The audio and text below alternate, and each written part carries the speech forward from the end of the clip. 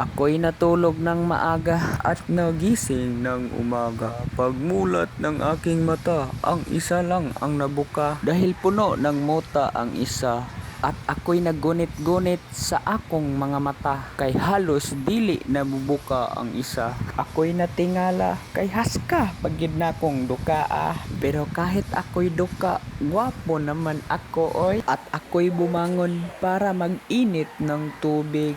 At aking tinaod ang charger ng tubigan. Kalisod po aning kahimtanga oy. At siya ay sumiga na, kaya pinasagdan ko na lang siya hanggang sa muinit siya. At samtang ako'y naghintay para mainit, ako'y lumingkod at nagpadako sa akong lagay. Hahay, kapuya po ning dako taglagay oy, kay magsigira taglo. Kaya pagkatapos nangawat na lang kong kape sa among kapitbahay. Kaya sa wakas ako ay masaya dahil nakita ko na ang sikat ng araw. Dahil nung nakaraang araw, bagyo at baha ang aking natagabtaman dito sa Las Peñas. Igata mo dalag bus over ning bataa eh. At kahit mainit, ako ay nagkape. Magbuot man mo oy kung magkape ko naunsa day mo.